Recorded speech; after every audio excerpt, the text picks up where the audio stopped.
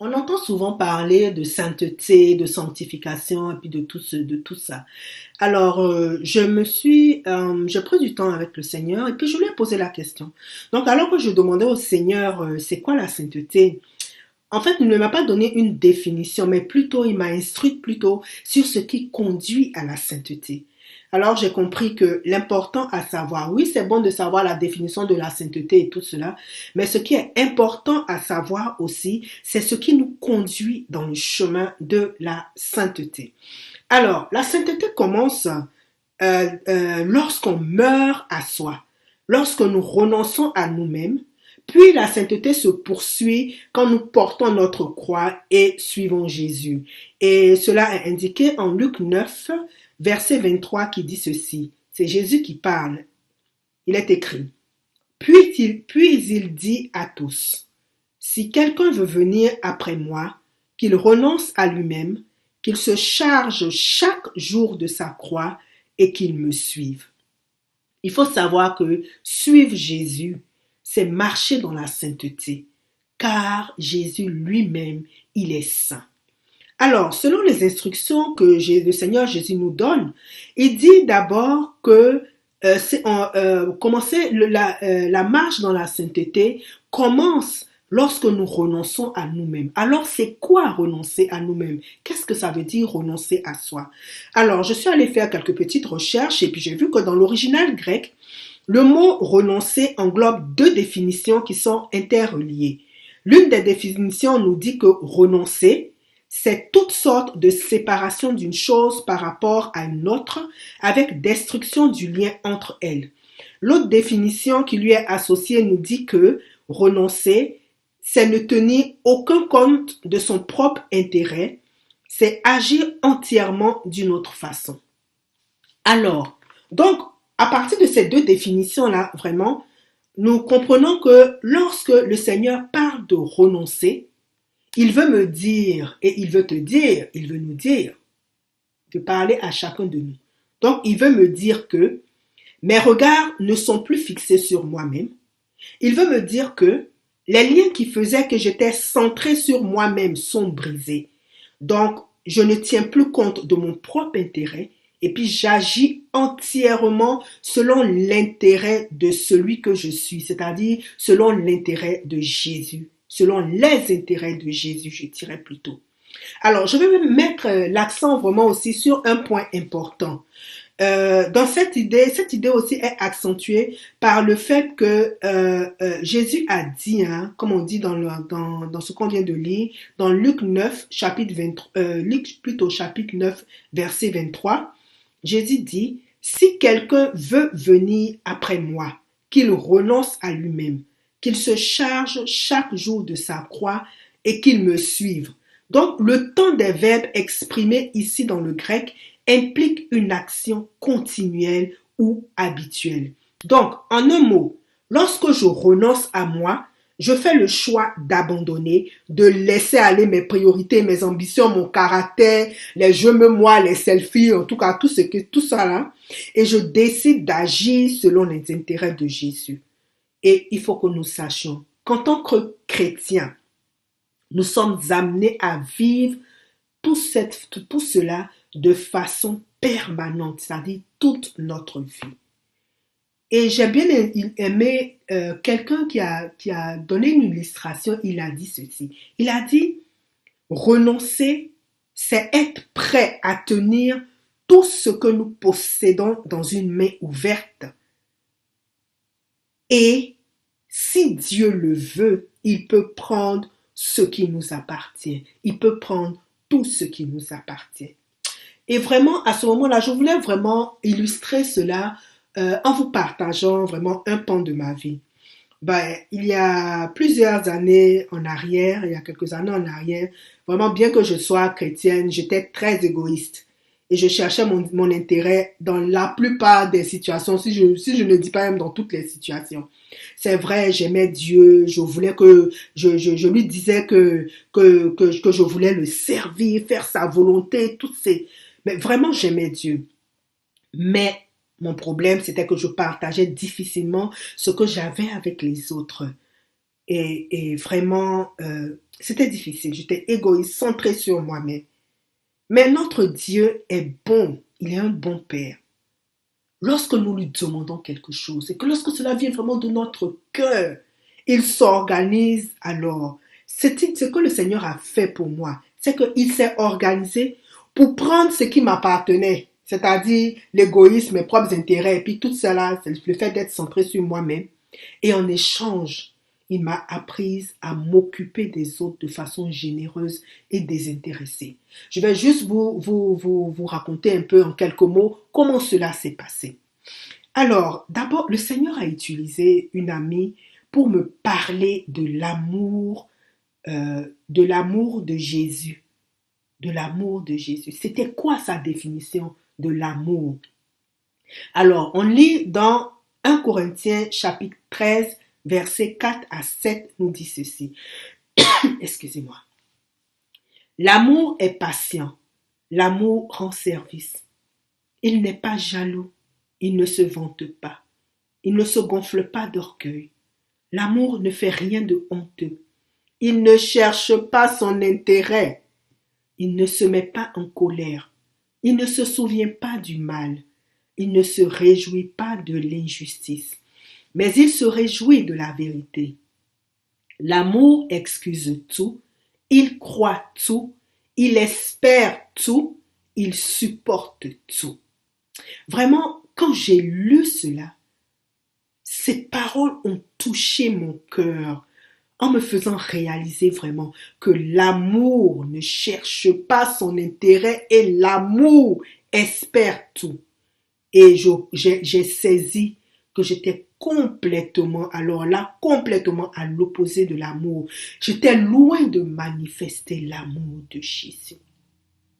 Et je veux juste rajouter que cette portion d'écriture-là, de 1 Corinthiens 13, versets 4 à 7 que nous lisons, cette portion d'écriture-là, on la lit souvent lorsqu'on célèbre un mariage. En tout cas, dans notre compréhension, on limite cela à notre couple. En tout cas, pour ma part, moi, j'avais limité cela vraiment à mon couple, à ma famille, à moi, juste mon petit cercle restreint. Mais j'ai été saisie par le fait que cela s'applique à mon prochain, quel qu'il soit. Donc, je me suis repentie et j'ai décidé de ne plus chercher mon intérêt et d'espérer tout. Donc, tous les jours, ce que je faisais, je confessais là, c'est ce bout de cette parole-là qu'on vient de lire, je confessais cette parole-là tous les jours et je demandais au Saint-Esprit de m'aider. Et là, le Seigneur m'a aidé en me mettant face à une situation que je vais vous partager. Alors, dans le temps, on avait un petit groupe de prière à la maison. On se réunissait entre frères et sœurs, on partageait la parole. En tout cas, on était encouragés les uns et les autres. Et j'ai eu à cœur, justement, d'organiser, un jour, je vais dire plutôt, j'ai eu à cœur d'inviter les frères et sœurs à rester avec nous et à partager un repas après le temps de prière. En tout cas, ils étaient très heureux de l'invitation, tout le monde était dans la joie. Sauf que le matin du jour J, je suis allée ouvrir mon congélateur pour voir ce que je pourrais faire comme repas et j'ai réalisé que c'était mes dernières provisions. Alors, la première pensée qui m'est venue, c'est que j'annule tout parce que nous-mêmes, on n'aurait pas de quoi tenir jusqu'à la prochaine paie. C'est-à-dire que la prochaine paie, la prochaine entrée d'argent devait avoir lieu dans 5 jours. Et c'était tout ce qui nous restait comme réserve pour tenir avec les enfants. Parce qu'on avait nos enfants, on avait, je pense, 3-4 enfants déjà. 3 enfants, je dirais. Donc, comment tenir si je préparais, puis que j'invitais tout le monde et puis qu'on mangeait? Alors là, j'étais là. J'ai hésité quelques minutes et il y a alors une deuxième pensée qui m'est venue. La deuxième pensée, c'était que le Saint-Esprit m'a rappelé 1 Corinthiens 13 que nous venons de lire.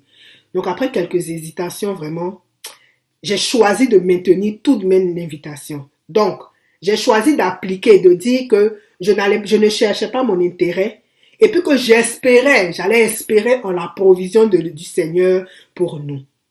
Et je suis allée de l'avant avec mon mari.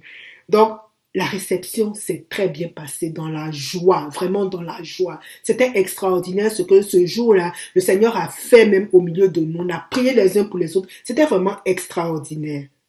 Alors, le Seigneur est bon parce que le Seigneur a pourvu pour nous le même soir. Je vous dis qu'il a parlé au cœur de quelqu'un, bon, qu'on ne connaissait pas vraiment, bon, connaissait juste comme ça en passant, mais pas vraiment. Mais ce même soir-là, le Seigneur a touché le cœur de quelqu'un. La personne est venue nous donner de l'argent, je vous dis. Et cet argent-là, oh, nous a permis de pouvoir faire nos provisions et de pouvoir tenir jusqu'à la prochaine entrée d'argent. Vraiment, cette expérience a bâti vraiment notre confiance dans le Seigneur et dans ce qu'il dit dans sa parole. Donc au final, voyez, au final, Dieu m'a aidé à renoncer à moi-même, c'est-à-dire à l'égoïsme et à mes propres intérêts personnels. Il m'a aidé à prendre ma croix en affrontant la situation. Et il m'a aidé à le suivre en obéissant au Saint-Esprit. Vraiment. Et lorsque je repense à ça, je dis, je bénis le Seigneur. Et le Seigneur, en échange, il m'a appris à m'occuper des autres, comme je vous l'ai dit, de façon généreuse et désintéressée. Et il continue à me faire grandir dans cette voie, parce que je suis encore loin de son objectif à lui pour moi, dans ce domaine en particulier. Alors, renoncer à soi, sachant que renoncer à soi est un acte quotidien. Alors, dans l'exemple que nous venons de voir, pour arriver à renoncer à soi, nous avons besoin vraiment de l'aide du Saint-Esprit.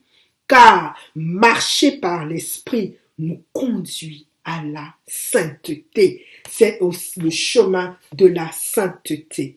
Galates 5, verset 15b à 17 dit ceci. Attention, vous allez vous détruire.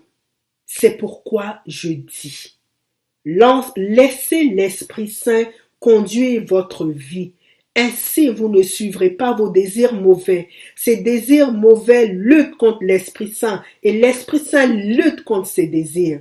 Alors, c'est quoi les désirs mauvais ou encore dans d'autres versions, les désirs de la chair? Galates 5, versets 19 à 21 nous disent, c'est quoi les désirs mauvais ou les œuvres de la chair? Il est écrit. Or, les œuvres de la chair sont manifestes. Ce sont l'impudicité, l'impureté, la dissolution, c'est-à-dire se conduire n'importe comment, l'idolâtrie, la magie, les inimitiés, c'est-à-dire détester les autres, les querelles, les jalousies, les animosités, les disputes, les divisions, les sectes, l'envie, l'ivrognerie, les excès de table et les choses semblables.